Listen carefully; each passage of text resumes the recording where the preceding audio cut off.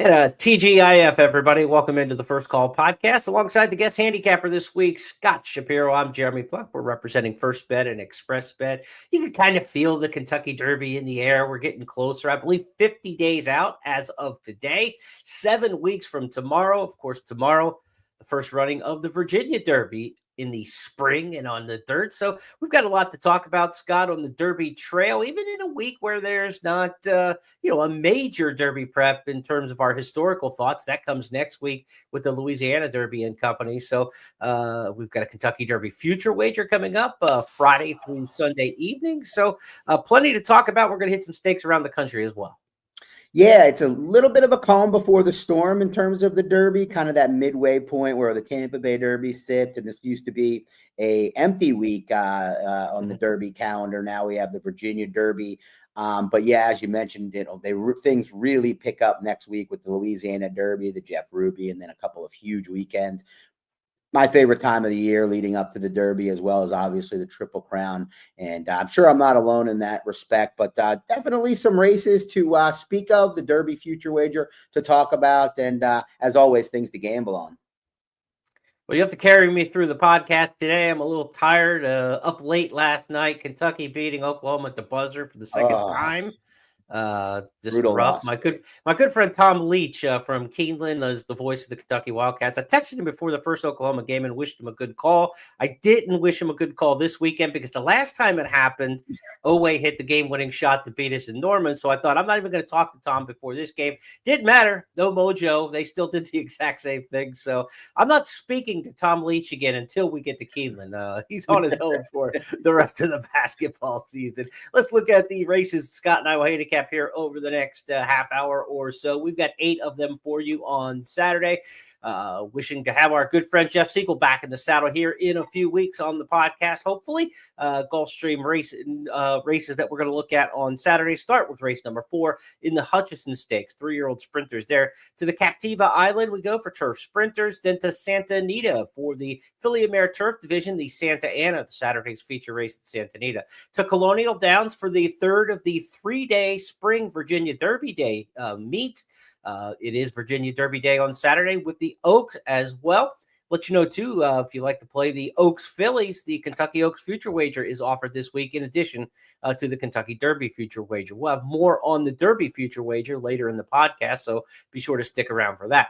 At Oaklawn, they'll run the Whitmore Stakes. If it's the Whitmore, it better be for sprinters on the main track, of course. And at Oaklawn, that's all you get is the main track, but sprinters in action in the Whitmore. To Aqueduct, we go 3-year-old sprinters in the Jimmy Winkfield. And to Turfway Park, we've got Distaff sprinters, a familiar cast of characters rematched in the Queen Stakes. So those are our big races coming up this weekend to keep an eye on. And also want to give a shout out to the 44 players in the National Handicapping Championship coming up, National Horse Players Championship, who qualified through Express Bet. So we've got 44 home guys playing and gals in the NHC this weekend. So good luck to those players as they try to navigate the handicapping tournament waters this weekend in Las Vegas. Again, 44 players qualified via the Express Bet tournament. So proud of that, and good luck to those players this weekend.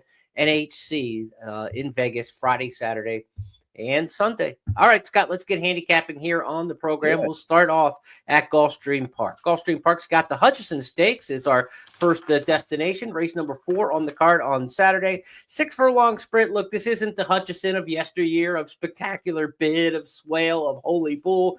You know, once upon a time, believe it or not, younger fans, horses came back in sprint races to start their 3-year-old campaign and built up to some of the bigger races. That's what the Hutchinson used to be. Now it is strictly a listed stakes sprint, and these are the sprinters. In fact, we've got one who tried the Derby Trail and now is cutting back and trying to admit that maybe he's just a sprinter, that being Guns Loaded. He set the pace last time out in the Holy Bull and caved. Now Jose D'Angelo shortens him back to 6 furlongs. Scott, Guns Loaded is the 8-5 morning line favorite. What do you think of him on the cutback? Is it him or somebody else? Well, good question. I mean, he's the favorite. I think you got to consider him the horse to beat. You know, we all kind of, thought that maybe this was a horse, even though his pedigree doesn't suggest so, that would probably be best served in one-turn races. The Mucho Macho Man came home okay, but barely held on in a race that has not come back all that well. Look, his 2 sprints to start off his career are very good, particularly the win at Churchill Downs. But he's drawing inside on the cutback with a horse that wants to be on the lead.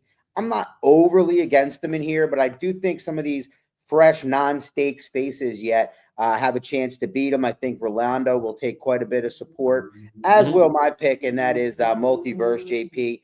Multiverse, last time out, really put it together. And Riley Mott, Bill Mott's son, not necessarily a guy that has him cranked at first asking, but they spent $575K for this one, and he really came home well last time despite getting a good setup. So I think Multiverse gets the edge here slightly in the Hutchison. Multiverse was down on the rail in that last race and kind of overcame some of that in rallying to win. Now he gets to be on the outside and track what's going on. I think an advantageous post position under Drayden Van Dyke. Let's go back to that win on February 8th. Give the fans a look and a listen to Multiverse. Multiverse is still closing. 5 wide on the outside. Crudo takes a narrow advantage. Multiverse runs at him on the outside. Harbe is between horses. They come past the 8th pole, and Multiverse with a big sustained run from the back. He's en route to a going away win. Here's the son of Practical Joke. Here's Multiverse for Pin Oak Stud by 4 in the end, looking good. One handicapping angle I want to throw in here on the Hutchison. I don't think it's necessarily relevant to how you would gamble on this race, but I think it's something to watch in everyday racing. And I want to point out in here, it's only a field of 6. Trainer Jose D'Angelo enters a first-time starter in a stakes race.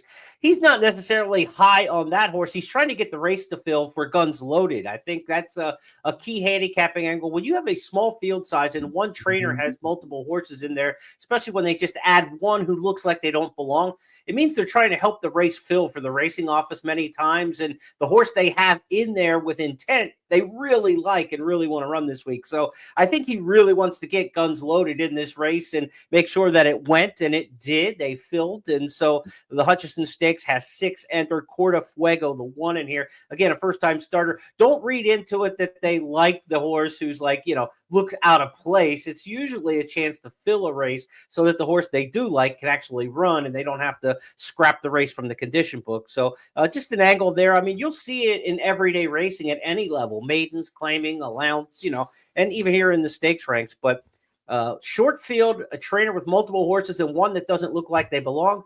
Usually they really like the horse that belongs and they need the run now. And I think that's a good handicapping angle for people to look at. Race number 4, the Hutchison, Saturday at Gulfstream. Let's go to the Captiva Island. That's race number 7. Scott, I'm going to give you a little trivia here. How about that? Captiva Island, I like to try to do a little research on the stake races, who they're named for, what they're named for. There's no horse Captiva Island. I'm assuming it's Captiva Island off the coast on the Gulf side of Florida. So what famous NBA legend has a home on Captiva Island? Wow. Is there any way to know this without knowing it? Like, is there the fact that it's in Florida? Does that give me any clue? No, but I'll give you a number. 33 in green. Larry Bird. There you go. That was as big a hint as I could possibly give you. You could have, although it was either I was going to know anything you said about Larry Bird there. If I were taking a towel and started doing this, you would have known it was Larry Bird as well. But let's talk about the Captiva Island now. We've got a field of 7 in this one, and boy, you talk about a filly who got off to a hot start in her career and has just completely gone off the rails, or Harper Rose. I mean, her script is just about as upside down as you possibly could be. A hot start to her career. She's gone the wrong way in here, but she is fast still, and she's been kind of caving in. 5 furlongs on the turf. They're going to try her on the grass. She hasn't been on the turf yet in her 10-race career. Maybe she wakes up, but she probably contributes to what looks to be, to me, a very hot pace in here. Upon His Hope, the 5 never gets beat out of the gate or the first half mile, it seems. This race should go fast, and I know you like Just a Care coming from off the pace in here. Is that set up to your liking in this spot? Is that why you're going with that runner? It is, and I know that Just a Care is going to be the favorite in here, 8-5 on the morning line. But last time out, I believe it was one of the mandatory payout days of the Rainbow Six, and Just a Care looked like a very common single for those for folks. Got bet down further than even folks would have probably thought, but was best that day, even though Oppona's Hope was the one that beat her. She was forced to move 4 wide from off the pace when Oppona's Hope had it easy enough on the front end for a race like this. As you mentioned, Jeremy, I think the pace is going to be, a little bit more challenging for Oppona's Hope, which I think will not only lead to the best horse winning this time in Just a Care, but maybe you can get Opponent's Hope out of it, hoping maybe to get Weekend Rags in underneath. But for me, Just a Care is a pretty likely winner of this race. There's a lot of likely winners over the course of some of the Saturday cards, but this is probably one of the more likely of the likelies. Let's take a look at that ladies turf sprint, the rematch of Opponent's Hope, who was on the front end, and Just a Care, who was rallying second. At the top of the lane under Joelle Rosario, still has the lead by 2. Just a Care to attack mode second, but she's got 3 lengths to raise and an 1/8 of a mile to raise it. Just a Care tries to go get Opponent's Hope. Opponent's Hope is in front. Just a Care runs at her with a 16th to go. Opponent's Hope needs the wire. Just a Care launching late. Opponent's Hope, Just a Care, Opponent's Hope, Just a Care, and Opponent's Hope held. All right, let's go from Gulfstream Park now on Saturday and turn our attention to Santa Anita.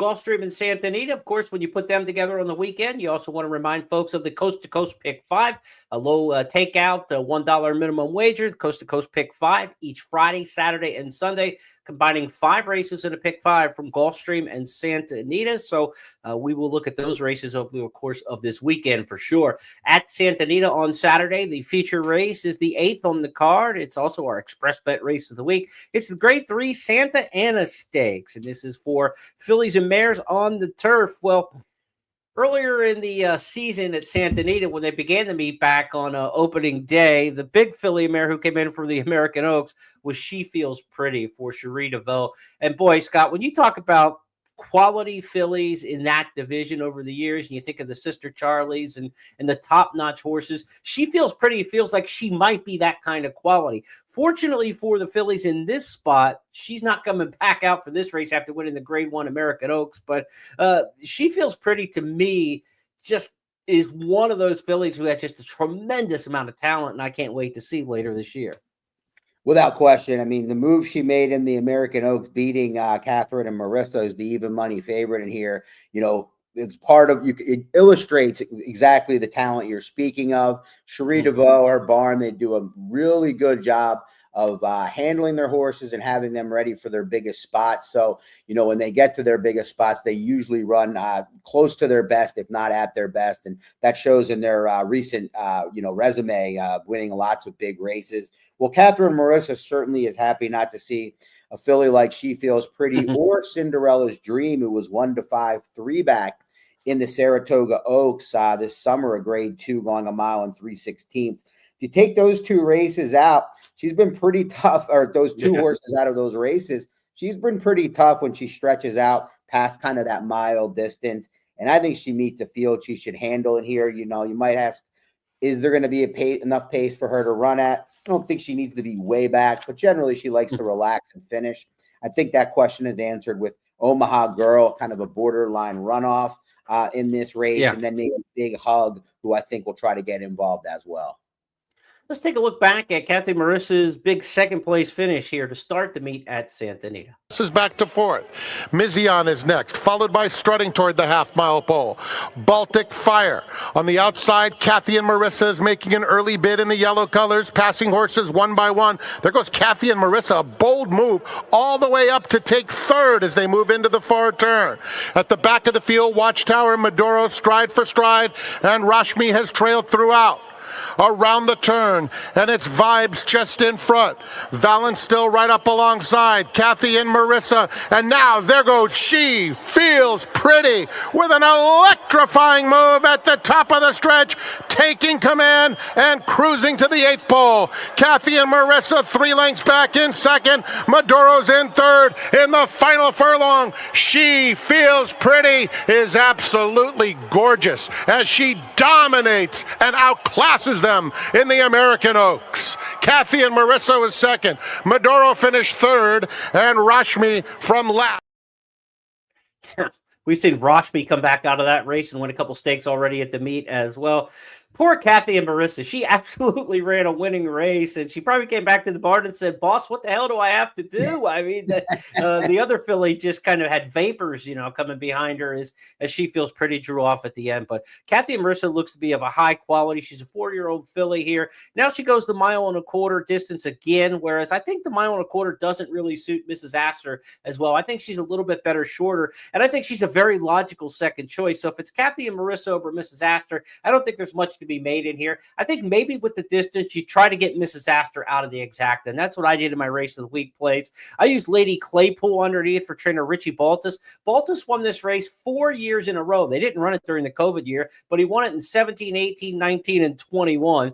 So he's always pointing somebody to this race, and Lady Claypool's coming off of back-to-back wins in Allowance Company. And then Mahina, the 2 is the other one I put in there. I thought she ran pretty well against Mrs. Astor at some shorter trips. Maybe the longer distance for her can get her over the top, and a really good turf rider in Hector Barrios. So I played 8-1, 8-2 in my exactas in the race of the week in the Santa Ana. Hopefully we can get Mrs. Astor out of there, but I don't see him beating Kathy and Marissa. I would agree with that. And Mrs. Astor, who has actually kind of figured out how to win and burn a lot of money in her career at short prices previously for Jonathan Thomas, but she's going to be coming from out of it as well. Perhaps the race falls apart, but I like that play much more than trying to beat the favorite, trying to find value by beating Mrs. Astor underneath. All right, let's go now from Santa Anita to Colonial Downs, where it's the 3-day Virginia Derby Day meet. They ran yesterday on Thursday, today, Friday, as we record the podcast. And then on Saturday, it'll be the closing day of the 3-day meet, the Virginia Oaks and the Virginia Derby. So you say, why are they running the Virginia Derby in the spring, and why is Colonial Downs even open right now? Last year, the Virginia legislature ruled that if they want to add slot machines at Colonial Downs, I believe 300 in total, that they had to add 3 racing days to the live racing schedule in order to get more machines. So they added 3 days to the racing schedule for 2025. Governor Glenn Youngkin wants to have a Kentucky Derby prep in the state. Churchill Downs, with their involvement with Colonial Downs now, they kind of got together and conspired to find a spot on the calendar where there wasn't a Kentucky Derby prep. They moved the turf race, the Virginia Derby, the race that we remember for Kitten's Joy and Gio Ponte and great turf horses like that. They moved it to the dirt, moved it to the spring. That's why we have a 3-day Virginia Derby meet coming up this weekend. So let's go to Colonial Downs on Saturday, Scott, and talk about some of the racing on the track. The Colonial, or the Virginia Oaks at Colonial Downs, will be race number 8. Now, the configuration, it's a 1.25 mile main track at Colonial Downs. So a 1.16 and 1.125 race is kind of like the old Belmont Park. I say old Belmont Park because it's being knocked down and renovated right now, but one-turn races. They run out of a chute on the backstretch. So a 1.16 here in the Oaks, a 1.125 in the Derby. They will be one-turn races. So kind of like, you know, number of lead changes that the horses makes a little bit different in the mechanics and things like that. So I'm not exactly sure how the running styles might play out better or worse in here for some of these horses who are going a little bit longer or a little bit shorter in distance. I did go back and look at some interesting jockey stats from Belmont Park when they were running 1.16, 1.125 races out of the elongated chute, and see if anybody had any, you know, exceptional numbers. Javier Castellano, Irad Ortiz, both 21% winners in those kind of trips, according to the BetMix database. Johnny V wins at 19%. So quality numbers there. Probably Castellano, the one that probably stands out more than his actual win percentage. So maybe you give Javier Castellano an extra look in your plays if you're looking in these elongated one-turn races, based on the way he rode those at Belmont over the years. We've got 8 fillies in the Virginia Oaks. 6 of them, last out locations, are different. They're coming from everywhere, Scott. Tampa, Turfway, Gulfstream, Oaklawn, Fairgrounds, and Laurel Park. So how do you want to shake up this mixed bag and melting pot of a race? Well, you bring up a lot of, you know, intriguing and important variables, but particularly the one-turn variety of this race. I don't know if that gives us any more answers, you know, to the questions that we had coming in, not having seen these horses compete over here, like you said. I just am going to be kind of formful in this race. And, you know, not a huge morning line favorite in here. In fact, 3-1, 7-2, kind of spread across. But I think Go Well's Delight is going to be the favorite. She was made the favorite, the 3-1 morning line for trainer Kenny McPeak. And I think the cutback might work well for her. If I'm trying to guess that, she's not necessarily bred to go, you know, a true route of ground. Right. By Practical Joke out of an Indian Charlie mare, maybe a one-turn mile on a 16th might be perfect for her. And, you know, her maiden victory was impressive when she, you know, reportedly needed the race going off at 14-1. I can forgive the Martha Washington. It was kind of an oddly run race. She was up and on the pace and dropped back. And then, you know, wasn't a very good trip, taking on stakes pose for the first time. And then she ran into the buzzsaw in Good Cheer last time. So if she's too short of a price, I certainly I would not be excited to bet her to win at anything like 2-1. But I think she's the likeliest winner of a little bit of a tricky race. And the winner of the race is going to get 50 points on the road to the Oaks. Now, you talk about the Kentucky Oaks. We've got the Kentucky Oaks future wager this week, and you'll get to see Goals Delight in this spot before the future wager closes on Sunday. The filly, who's the 3-1 favorite in Mike Battaglia's morning line for the Kentucky Oaks right now, Good Cheer. That's the one that Goals Delight was trying to hold off ineffectively last time out. Cheer, Bless the Broken. The order remains unchanged after a half mile in 48.35 seconds with Brian Hernandez Jr. Goals Delight remains the target for Aladdin and Bless the Broken. Coming up 3 wide, and Good Cheer toward the inside is 2 lengths off of Goals Delight as they come toward the top of the stretch. Goals Delight, Aladdin, Bless the Broken, Good Cheer, the Royal Blue. 3/4 for Goals Delight. 1 minute 13.19 seconds. Good Cheer is now coming after Goals Delight. 1 furlong to go, and here's Good Cheer. It's Good Cheer who's taken the lead just outside the 16th pole. The Luis Saez. Goals Delight is second, and Good Cheer is sailing clear to make it 5 for 5. Good Cheer in the... She romped in that one. We'll see what kind of price Good Cheer is bet down to in that Kentucky Derby future wager. Goals Delight, 3-1 morning line favorite here for the Virginia Oaks. We mentioned Javier Castellano may be a rider to watch. He mentioned Practical Joke as the sire of Goals Delight, also the same sire as the mount for Javier Castellano in here. So how about You'll Be Back as one to watch in here with Goals Delight? Scott and I will take those 2 runners. Let's go for a Practical Joke exact in here. You'll Be Back. It's a horse coming out of the Oaklawn series, the Year's End, the Dixie Belle, now stretching out in distance. But if you're going to get a little bit longer trip, this 1-turn configuration might play well to her strengths. She's been training down at the fairgrounds for Tom Amos. Let's take You'll Be Back under Goals Delight here in the Colonial Downs co-featured Virginia Oaks. That's on Saturday. Purse there, $250,000. We'll double down for $500,000 next up in the Virginia Derby, grade 3 race here, 1 mile and an eighth. They're able to keep the grade from the turf race. They switched to the dirt, and these horses are playing for 50 Kentucky Derby qualifying points. So basically, it's win and you're in for the Kentucky Derby, 25 to the runner-up. Do note with the field here in the Virginia Derby, number 2, John Hancock will scratch and run next week in the Louisiana Derby. So trainer Brad Cox entered both John Hancock and the last out winner Rapture in this spot, and he is going to run Rapture, scratch John Hancock. Kind of anticipated that even when the entry day came out with those horses. But Getaway Car for Bob Baffert is the morning line favorite in here. He's got the credentials. I mean, if you talk about resumes in this race, no question about that. This is the horse who won the Best Pal last year at 2. He was top 4 in the Breeders' Cup, running 4th in the Breeders' Cup Juvenile, 2nd to Journalism, the favorite for the Kentucky Derby when they matched up in the Low South Futurity, and he comes off a win by a nose and a hard-fought win over Caldera in the Sunland Derby last time out. But Baffert wasn't supposed to bring Getaway Car here. That was supposed to be Gaming, and Gaming came down with a favor. So they put Getaway Car in the plane and say, okay, you're up next. Next man up on a very deep Baffert bench. Getaway Car has been training regularly, so he was ready to race again. But he comes back on, rather quick turnaround. It was February 16th when he ran in the Sunland Derby. In today's game, coming back on 4 weeks, 27 days, because that race was on a Sunday. That's a quick turnaround for Getaway Car. So is he susceptible, Scott, or is he going to be tough to beat? I think you got to try to beat him, even though he's an obvious one of the likeliest winners in here. The old Sunderland to Colonial ship. I don't think we've seen that on the Derby trail before. The one positive that I will take from that race, he was a little underwhelming at 6-5 with Caldera for my racehorse.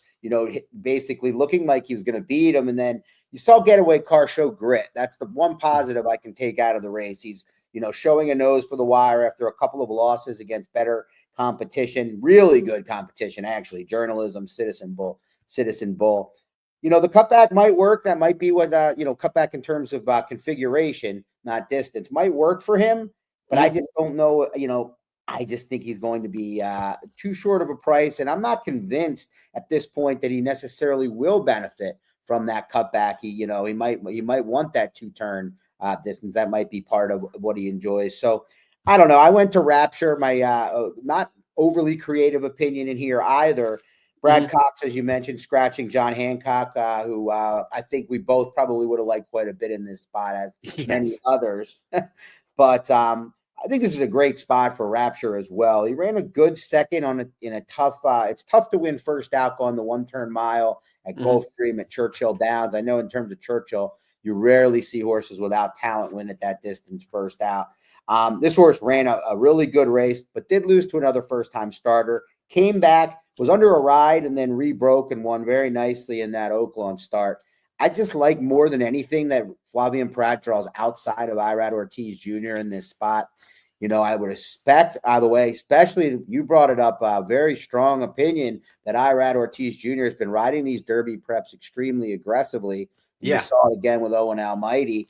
Well, if he does the last 3 Saturdays, Irad has gone straight to the front, no matter at 3 different tracks on 3 different horses for 3 different barns. But Irad has gone straight to the front in the last 3 Derby preps. And it's notable because when I think of Irad, that's not even what I necessarily think about in him. It's not Luis Saez or Jaramillo or, right. But yeah, so I expect him to be ridden aggressively, and I think that'll allow Rapture to just get that perfect trip. The 1-turn, that will be the biggest benefit of the outside draw at a 1-turn. If it was 2 turns, I don't know how much I would love that.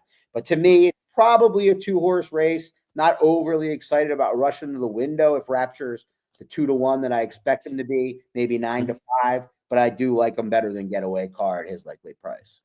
Getaway Car, we've seen a lot of. Rapture, not so much. Let's give the fans a look and listen at his maiden win last time out at Oaklawn. He was stretching out around 2 turns off that 1-turn mile at Gulfstream.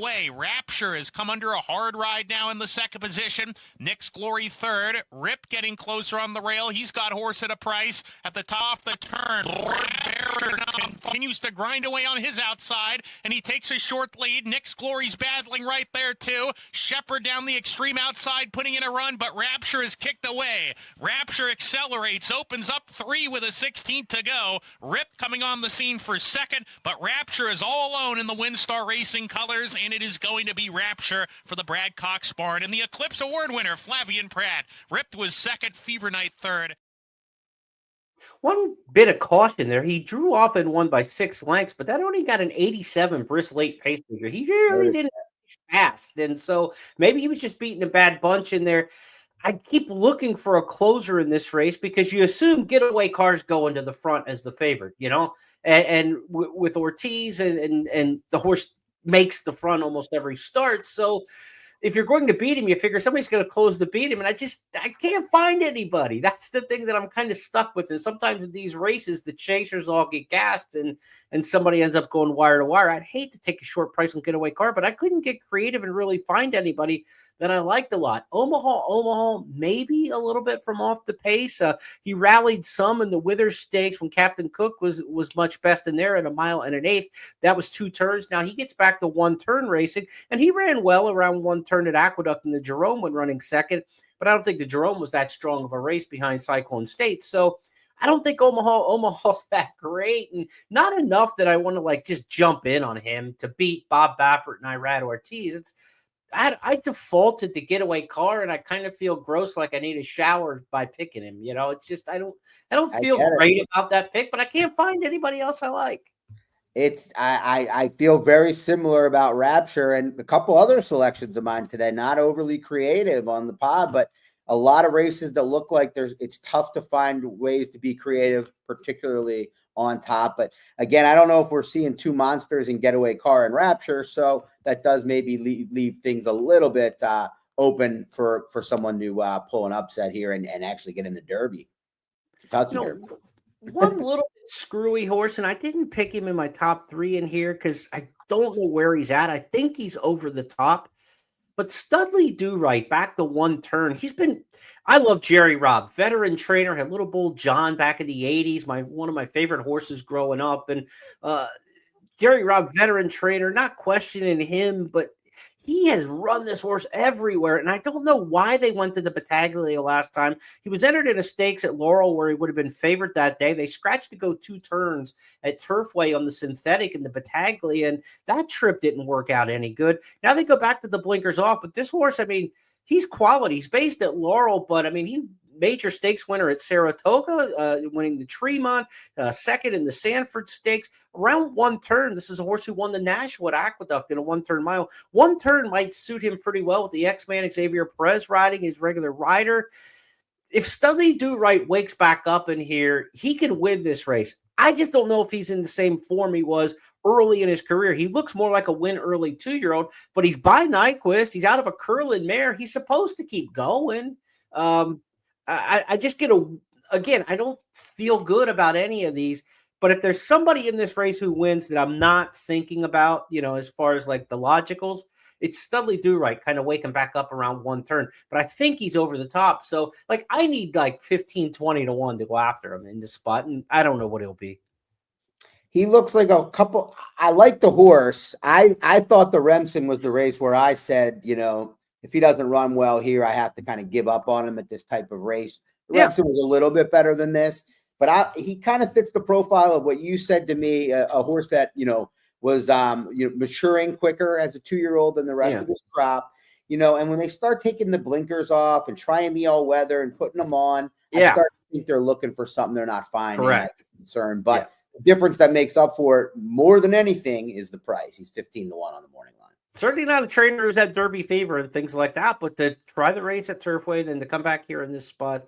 And if anybody knows what is going on with One Man Team, who is the best 3-year-old in Maryland for Brittany Russell, and I just expected One Man Team passed all the Laurel preps to this point, and I thought, they're saving him for this $500,000 race down at Colonial Downs. He's not in this one either. He's working consistently, but if anybody's got any intel on One Man Team, let me know. I mean, I'm expecting that horse to be the best of the Maryland-based horses, but we haven't seen him since the Heft Stakes when he was so impressive. Okay, let's go from Colonial Downs and the Virginia Derby to talk a little bit about the Kentucky Derby future wager now.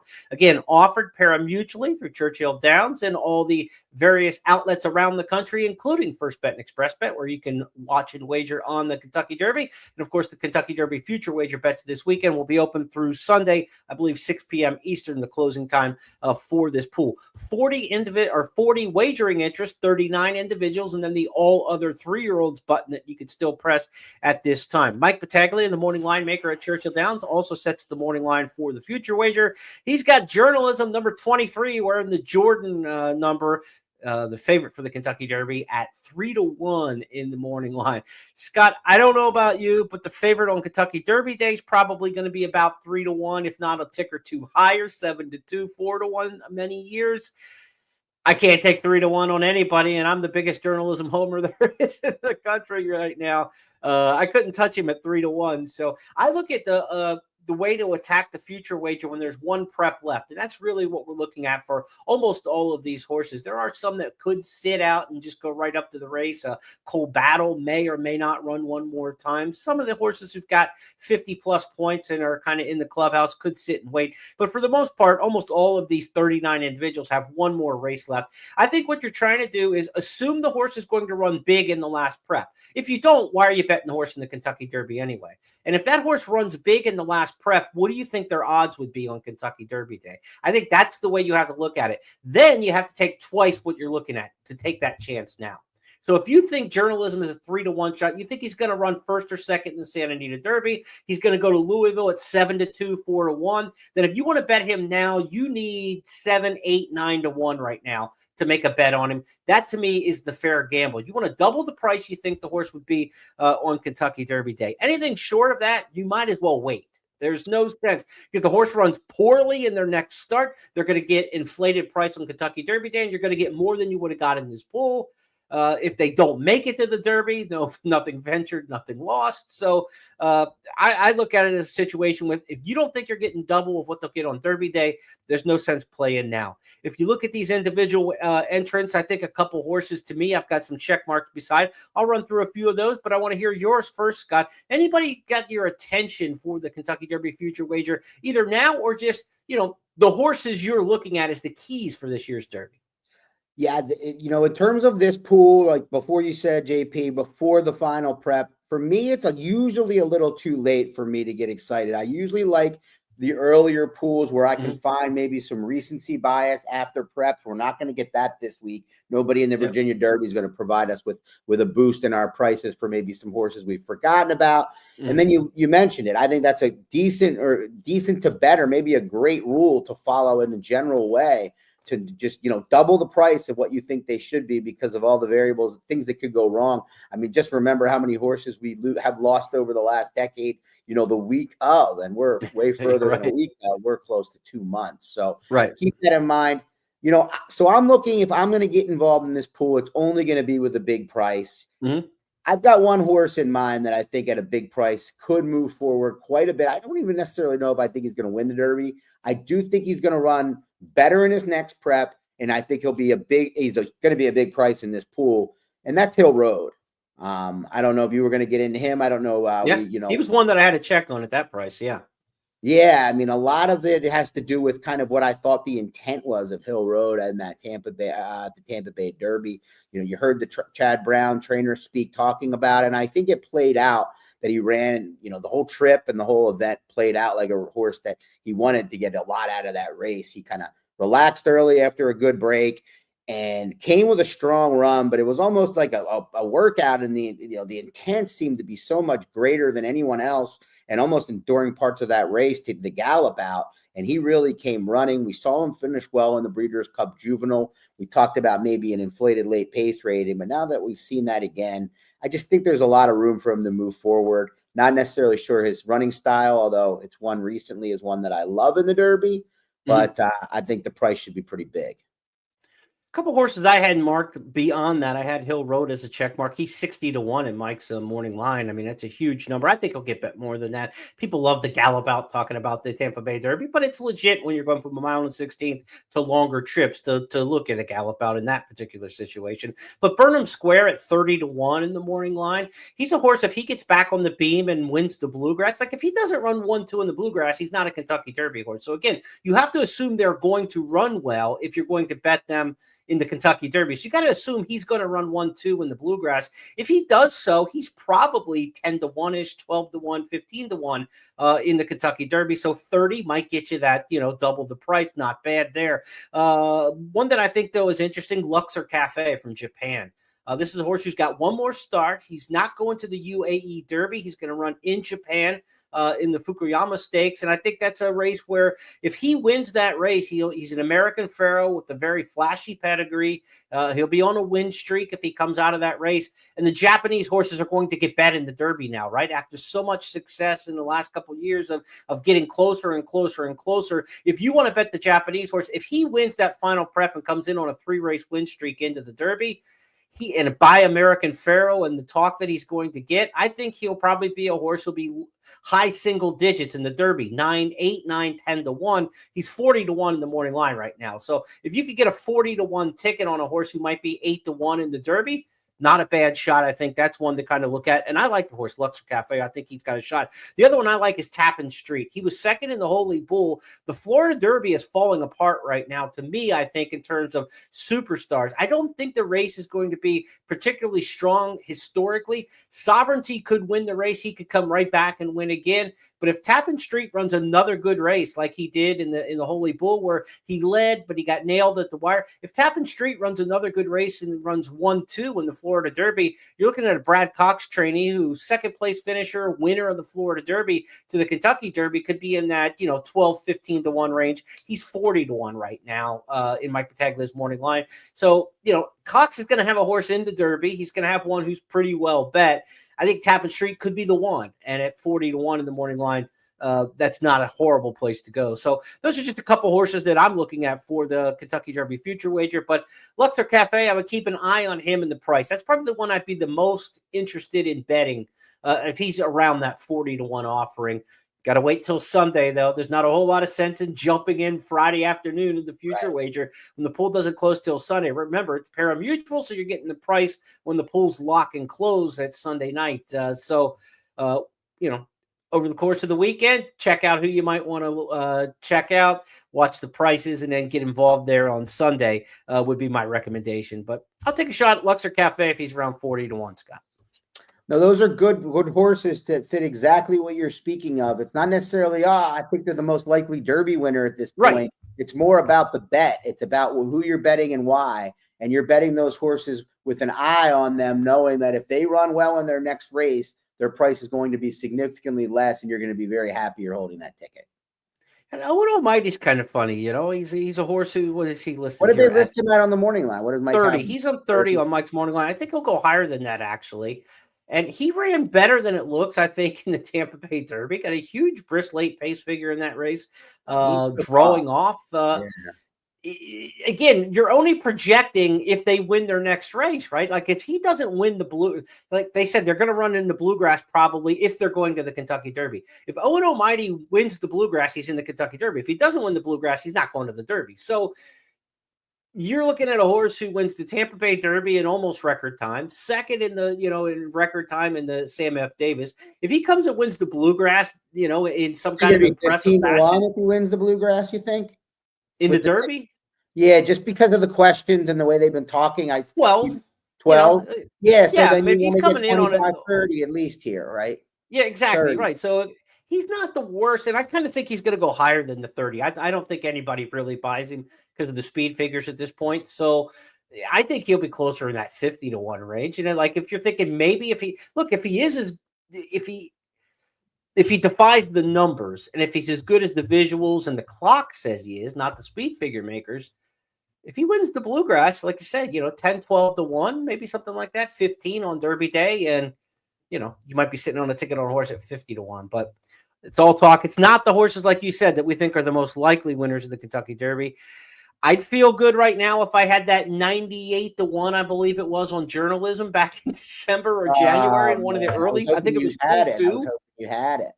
Yeah, I mean that's where you want to be sitting. Right. That's where I like to play this wager a lot. When you can have those big shots. Obviously, you're going to have horses that don't make the race, but really, it just takes getting 1 or 2 live at 50 or 1 or higher, and you got a good portion of what you need to wager on if you think they have any chance at all.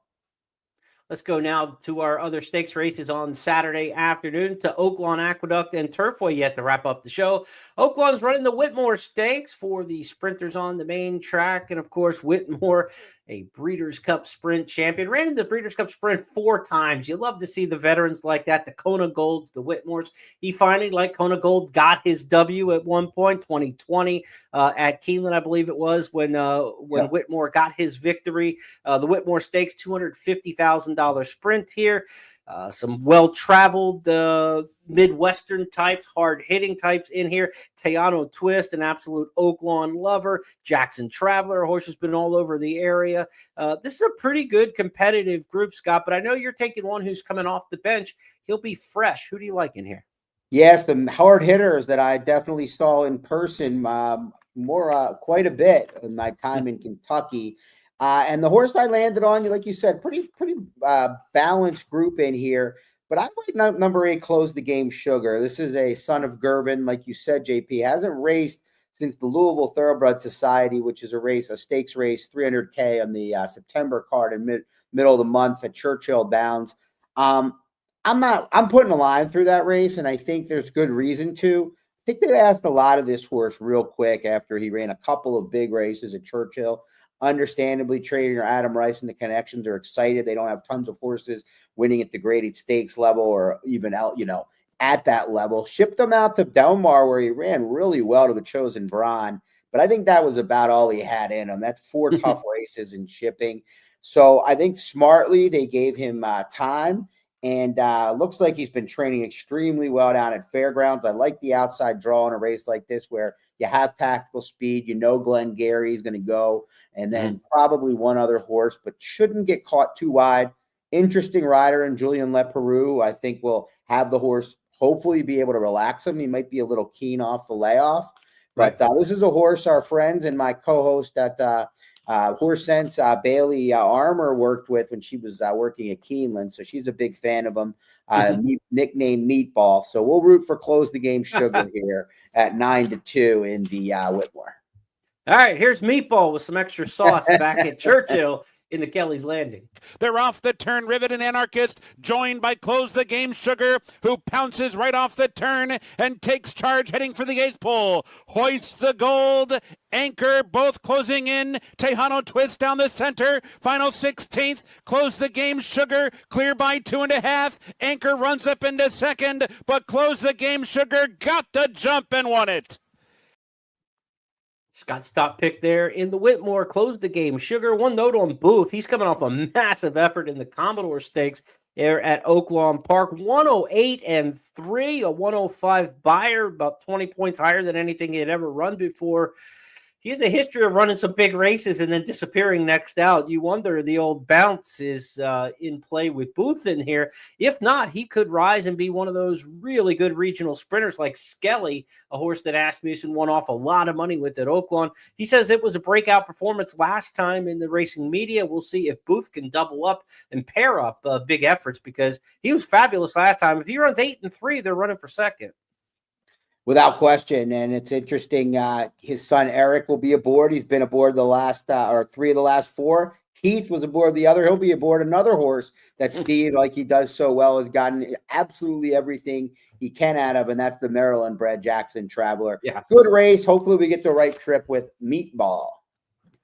Jackson Traveler, one of the best campaigned horses. I tweeted about this when he went out to Sunland Park. They always put him in winnable spots. This is one of the toughest races he's been in because they have shipped him beautifully around the country. Kind of like Skippy Longstocking winning the Challenger last week for 3 in a row in that same stakes race at Tampa. Really well campaigned older horses. Jackson Traveler, Skippy Longstocking. You'd love to have their bankrolls. You'd love to have the management those horses have had over the course of the years. Let's go to Aqueduct now on Saturday for the feature race number 4 on the card at the Big A, the Jimmy Winkfield Stakes, named for the former jockey back in the early turn of the century, the 1900s, 1901, 1902 Kentucky Derby winning jockey, a 2004 Hall of Famer Jimmy Winkfield, one of 6 jockeys, Scott, to win back-to-back Kentucky Derbies. Can you name the most recent? I won't waste anyone's time. I didn't realize he won that many Derbies. Wow. Would you have known if someone asked you without having done this work? I knew he won 1, Jimmy Winkfield. I did not know he won 2, but 6 jockeys have won back-to-back. Oh, 2. Did I just say? I got no idea. Who's the most recent jockey to win back-to-back? Most recent jockey to win back-to-back. Man, Rusty. It's no one recently. You're doing as good as Jeff does when I throw these trivia questions out at him. He always goes, "What do I know? I'm just trying to pick winners here." It's tough, you know. I mean, it's not that long ago. It's not that long ago? Decade. Johnny V? Victor, California Chrome and American Pharoah back-to-back. That's Victor a layup. That's a layup that I missed. You got Larry Bird, though. I gave you 33 in green. I have much more faith in remembering old sports stuff than old, unless it's a race I remember betting on, or much more faith. Let's get to a winner in the Jimmy Winkfield. What do you say? Race number 4. Field of 6 in here. You've got a couple of them rematched out of Allowance Company. You got a couple of them coming up from Maryland. What do we got cooking in here? Who do you like? This is a tough race. I know it's only 6 horses, but I went back and forth a few times. Ultimately, I struggled to have full confidence in the 2 morning line favorites, T-Craft and ICANN, who both exit a first-level allowance at Aqueduct on February 14th. I did think ICANN probably ran a little better than T-Craft that day, but I'm going to take a little bit of a bigger swing with the aforementioned Brittany Russell and number 5 Saxton. First off, the claim for Brittany, who has clicked at 37% over her last 43 runners first off the claim. Obviously, a lot of them aren't being claimed at Laurel, shipped to New York for stakes races, but I do think the Virginia bred is up and coming, has shown the will to win, 3 wins in 6 starts, and doesn't meet the strongest group in here. So we'll try Saxton at a playable 4-1. 2 starts back, 4th in the Hef Stakes of the aforementioned one-man team, and you try to take that one on, and it's not going to turn out well for you locally. So hopefully the company a little more friendly to Saxton here in the Jimmy Wingfield Stakes. All right, let's go from Aqueduct to Turfway. We wrap things up on Saturday night. Race number 6 on the card, post time about 8:25 on the East Coast. And if you think you've seen the Queen Stakes before at Turfway, you did. It was run earlier this meet. It was just under the name of the Wishing Well Stakes because the top 3 finishers from that race are back at it again. Let's give you a chance to see the Wishing Well, and then we'll see which way Scott thinks it might shake out. Awesome Treats up to the front. Here comes Light Spirit, top of the lane in the Wishing Well Stakes. Light Spirit to engage Awesome Treat. Nice as Pie is trying to quicken to the far outside. Operation Mundi is 6 lengths from the front as Light Spirit has come away with the lead. Nice as Pie is storming home to the outside. Light Spirit got a beautiful trip up the backstretch run, and she is the winner of the Wishing Well Stakes at 14-1.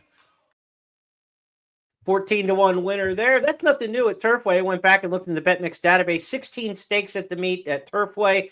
$21 average mutual on the winners. So 9-10-1. You're looking to get a little bit of a price, hopefully here. Light Spirit 3-1 in the morning line now. So you missed the wedding, you don't go to the funeral, as they say on that one. Winning last time, paying $30. Nice as Pie is one of those fillies who just lit it up last year at Turfway Park. She looked like an absolute freak over the surface. She's been bet like it as favored in the last 3-4 starts at the meet. She'll probably go favored again in here. I think the morning line's got her 7-2, but I think Nice as Pie goes favored. The public doesn't give up after getting beat a half length like that on a filly they have absolutely hammered on the tote at the track. So I expect Nice as Pie to go as favored in here. How did you end up taking a swing here in the Queen Stakes? Yeah, busy week for Mike Battaglia, double duty, Colonial, and if he's doing Colonial, which I thought he was, maybe not, but definitely does Turfway. I filled in for him a couple of times. I think you're right with the future wager. yeah, exactly. I think you're right about Nice as Pie, both in the respect that she probably will go off favored and that she was awesome last year. That was my final meet covering things for CDI, and Nice as Pie was one of the treats of that meet. Mm-hmm. Not the same filly this year. Is kind of hasn't really moved forward as a 4-year-old. I think we've seen the best of her.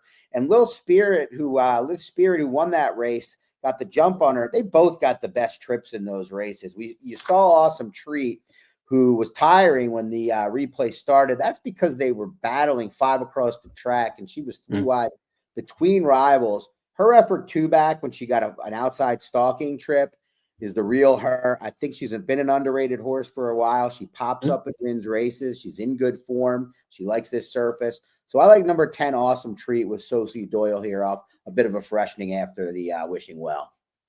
All right. So that's Scott's top choice in there. Awesome Treat at Turfway Park. And that'll wrap up our 8 stakes races for the weekend and an extended look at the Kentucky Derby Future Wager. Again, Future Wager runs now through the weekend. On Sunday, I believe 6 o'clock Eastern will be closing time for the Future Wager. Over this weekend, we're going to find out some entries for the Louisiana Derby. Of course, Fairgrounds enters a week out, so we'll know this weekend who's headed towards the Louisiana Derby. John Hancock built some of the names we expect to see in the entry box for that one, and that'll be a big focus of our handicapping next week, to be sure, when we return on the podcast here to look at a Louisiana Derby Day card that will include Sierra Leone reportedly as well. He's supposed to make his first start as a 4-year-old, last year's champion sophomore and winner of the Breeders' Cup Classic, expected to run in the New Orleans Classic next Saturday at Fairgrounds. So that makes for a very exciting undercard. And we won't see Good Cheer back, though. I believe she's headed to Keeneland for the Ashland Stakes, I believe I read. So I don't think she's in the Fairgrounds Oaks, but we'll get all the entries for those Fairgrounds races coming up this weekend for next week's action. Scott, once again, great job in the saddle. Give you the final thoughts here as we head towards the racing weekend. Good to join you again, JP, filling in for a legend in Mr. Jeff Siegel. Hope to see him back shortly. Kind of a light week. It doesn't mean there's not money to be made. You mentioned a couple of the wagers in there that maybe could be to your liking, if you're trying to hook things up or maybe play outside of the stakes races. Cross-country pick 5 all the days, Friday, Saturday, and Sunday. Gulfstream and Santa Anita. And then the Tropical Turf pick 3, always a good wager. $3 minimum, low takeout at Gulfstream Park. But we'll try to make the most of a slower week as we head into the big Derby preps. Yeah, I want to remind you, if you bet the Virginia Derby, be sure to do so with Express Bet and First Bet. $10 money back special on win bets in the Virginia Derby, all the Kentucky Derby preps, in fact, between now and the Lexington Stakes. So if your win bet in the Virginia Derby runs second or third, you get up to $10 back into your account in the form of wagering credit. So be sure to take advantage of all those promos. And a reminder, always opt into the promotions when you're in your wagering account to make sure you get the best of it when you're playing the races. That's going to wrap things up here. Have a great weekend, everybody. I'll be back on Tuesday with the It's Official podcast when we review all the action on the track on a Virginia Derby weekend in the spring. Take care.